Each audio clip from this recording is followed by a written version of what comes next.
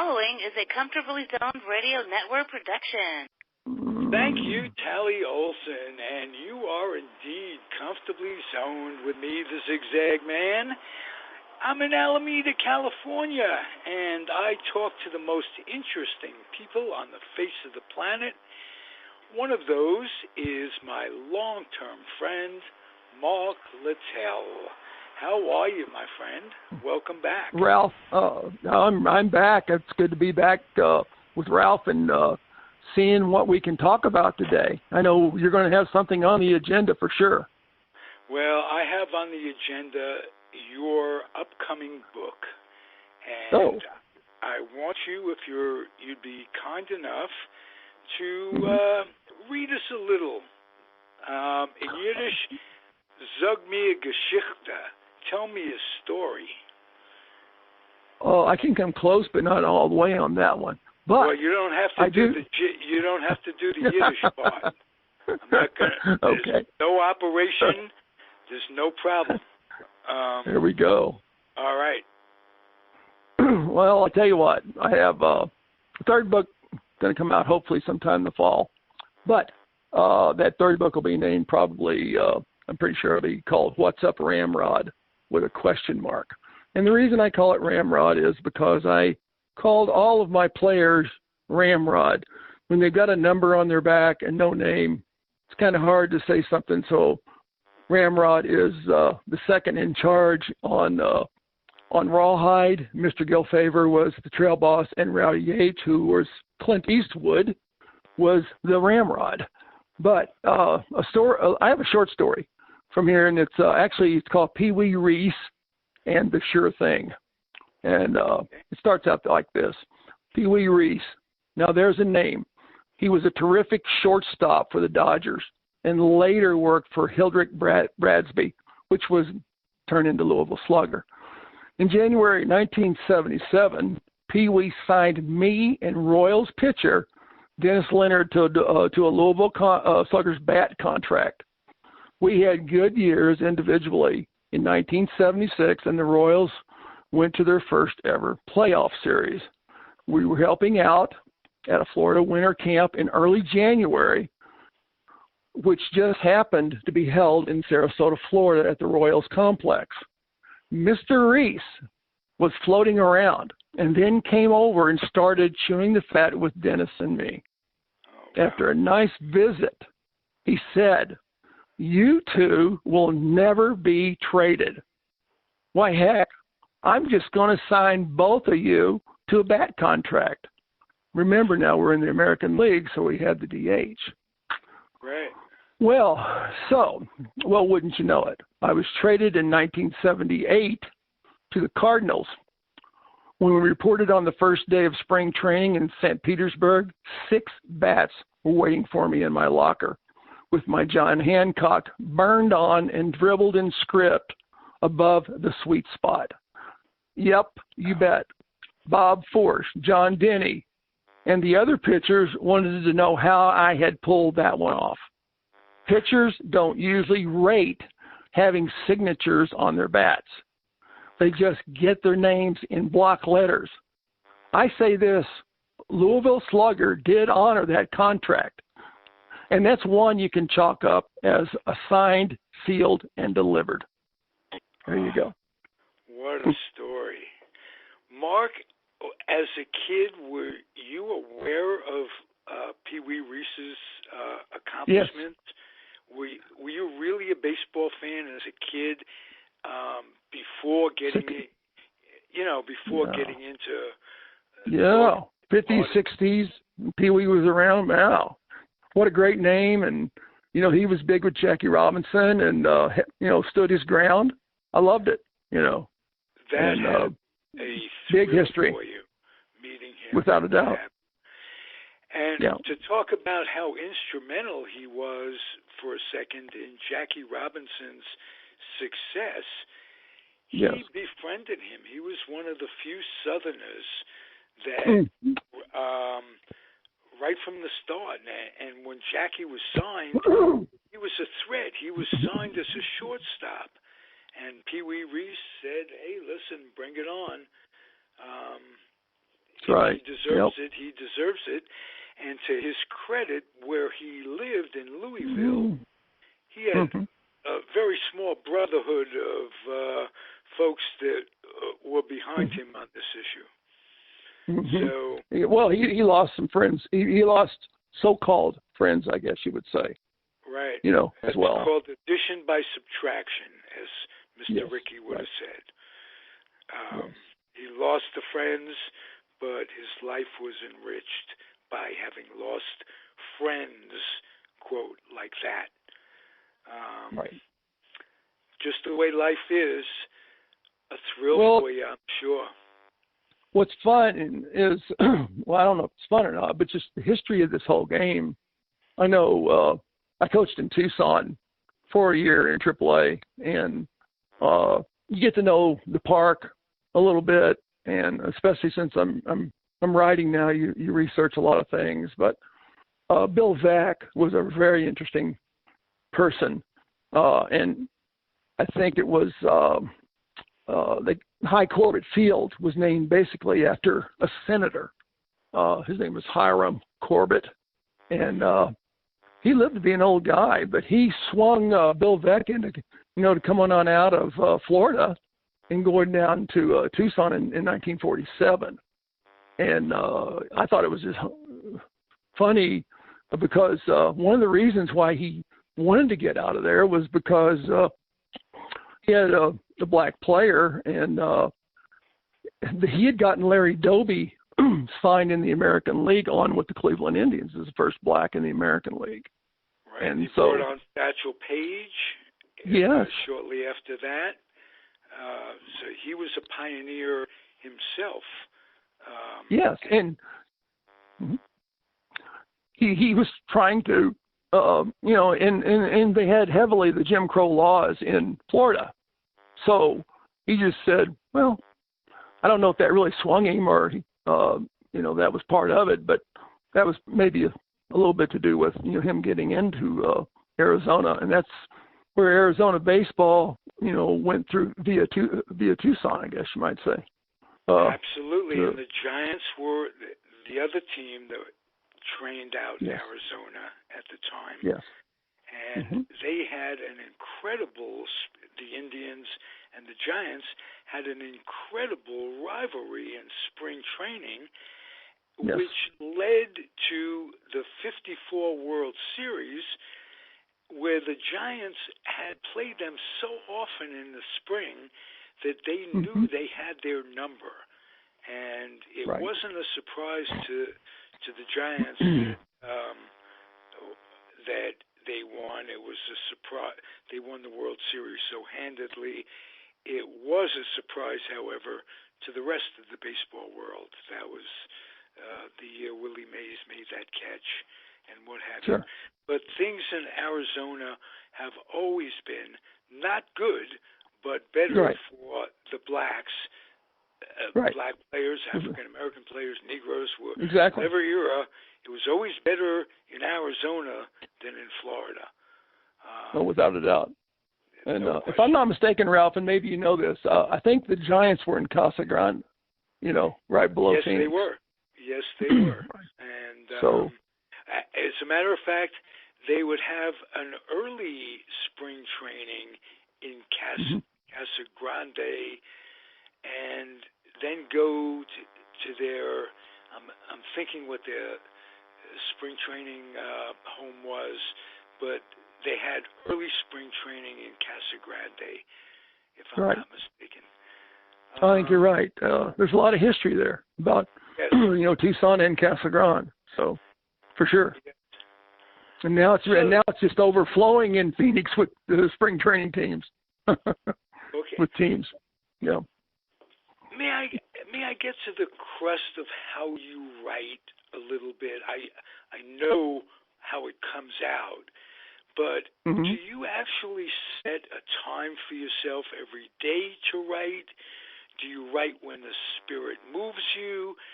Do you have a notepad where you take notes to yourself and then later transcribe them?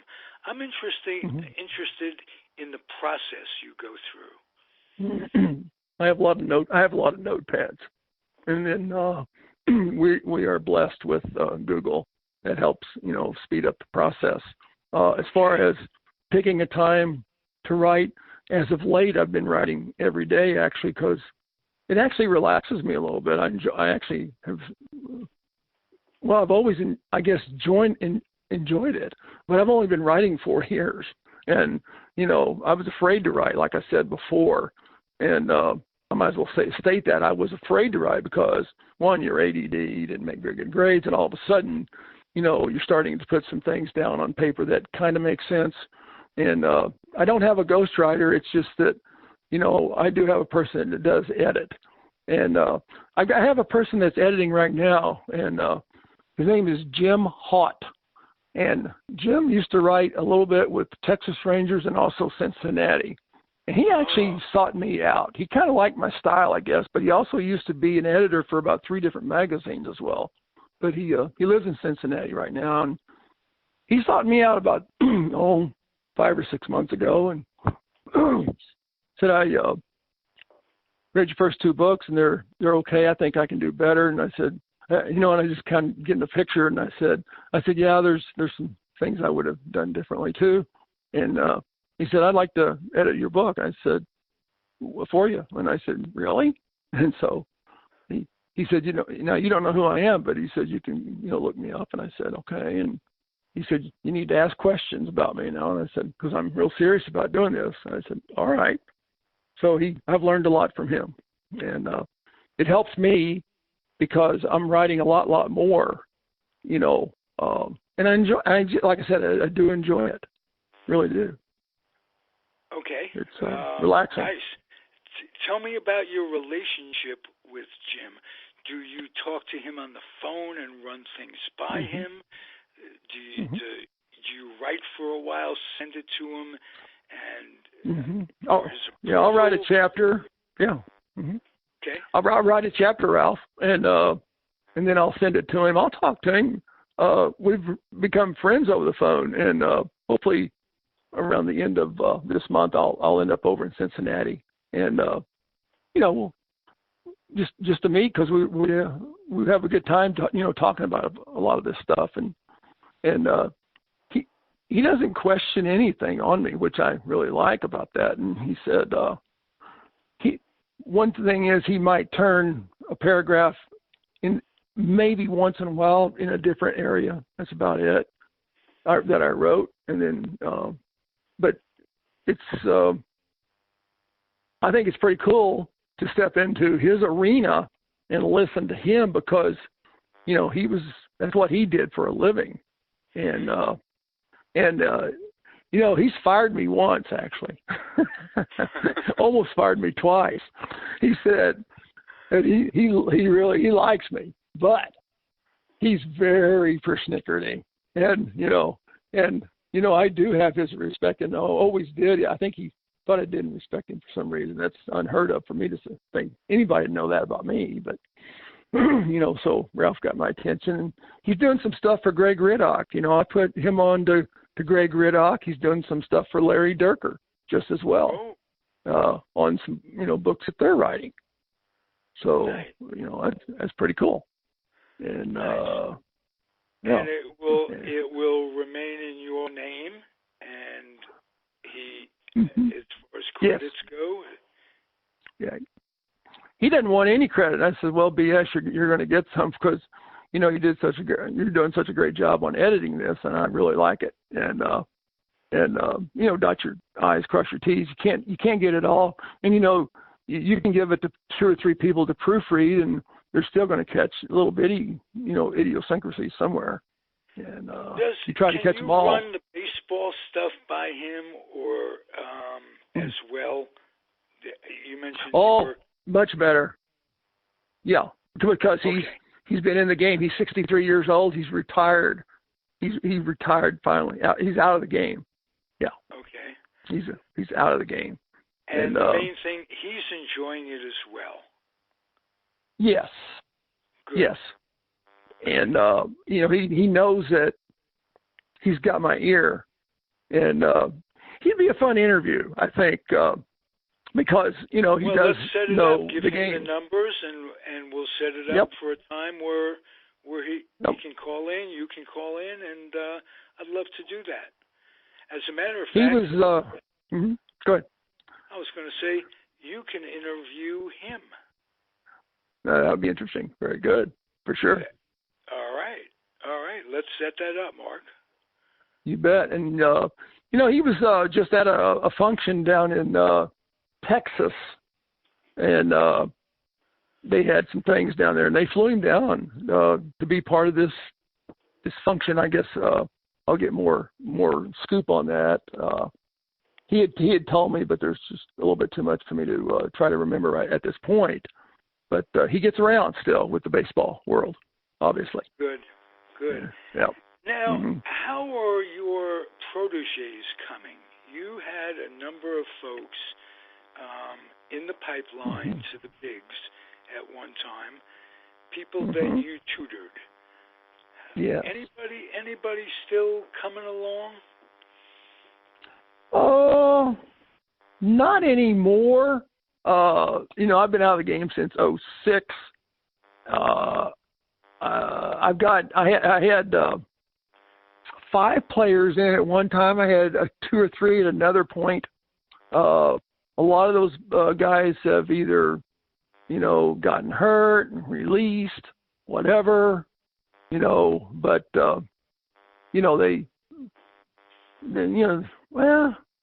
I've had a lot of kids there. I mean, man, that's a good question too, because I'd have to go down through my marks right there to actually count. I've never really done that before.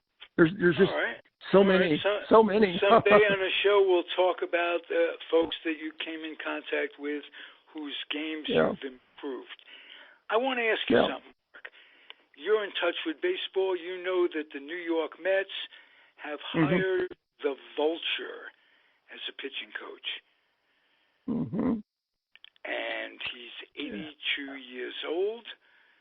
Yeah. He's actually, if you look at the records since they hired him, he's turned the Mets, helped turn the Mets around. Now, let me ask you this. Should major league organizations be coming to old pitching coaches, minor leagues? You had more time as a coach than you did as a player, if I'm not mistaken. Okay? Right. Should they be coming to you guys as asking you to be consultants to come into spring training, this, that, and the other thing? Should they be making more use of retired, experienced guys that, they just don't want to do it every day, this, that, and the other thing?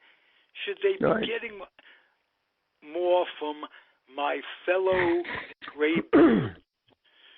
Given that I'm older than the guys you're talking about. Right. The fun thing about what you're talking about is I had, was fortunate enough to have Hub Kittle, who was an older coach. Right.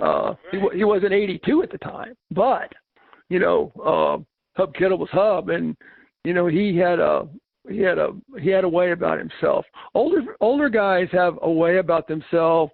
They're slowed down, and all of a sudden, I think the young player comes over there, and he's probably at some point he sees this guy by himself, and he says, "I'm gonna go over and see what makes this guy tick," And it's not the coach that's going to go to you. Sometimes it's the player that gravitates, and it's not that they say a lot. It's just that they know a lot, and after they sit down and actually start conversing or listening and having an open conversation, they say, well, he's not here to jab at me and correct me and do all this. He's just suggesting, some things, maybe. And you don't even know he's actually suggesting from the manner that he tells us the story, or how he says a sentence, or how he makes a point in a subtle manner, And they need those type of things, those subliminal thoughts dropped in there, from the past, and and then brought in. Let me give you a story about Hub and our mutual friend Jim Thrift. Okay. Right. Jim is coaching in the minors, and he's hitting fungos for infield, and he goes back, sits on the bench, and Hub Kittle, who was an opposing coach in a rover at that time, in his 80s, comes into his dugout, and he says, "You don't know jack about infield practice, how to do it." And he said, and Jim's mouth is open, this is Hub Kittle, right? What can you teach me? And that's the difference between guys who are successful and who are not successful. Right. The successful people always have their mind open, always want to learn. What can this guy teach me? Can I clean one little thing? Well, Hub Kittle sat him down 5 minutes, taught him how to hit, infield, how to, do the thing with the drill and infield practice. It's easy for some guys to say, right? He learned how to do it. The next night, Jim gives his infield practice, goes, sits on the bench, Hub walks by, thumbs up. Wow. It's in the podcast, folks, Comfortably Zoned, Jim Thrift. Go look at it. Everything is Googled, is archived on YouTube. So that's one thing I have is I do have a story about Hub, so I don't forget this. Okay. I got you caught me right in the middle on this, and I know I'm sorry I busted in on you on that YouTube. Finished the YouTube, but it's about YouTube that the podcast is on here, which I think is super. By the way, that you've expanded all this as well, Ralph. Right. Oh, so, well, thank you. Coming from you, man, anything coming from you is high praise. You are the ultimate, and for a while there, your friends, worried about you a little bit, going through some procedures. You've come out on the bright side, and you're haven't heard you talk like this in a while. You got your spirit back. Yeah, I think I do, Ralph. It's I've had 6 procedures in the last 9 months on my heart, and it's kind of interesting.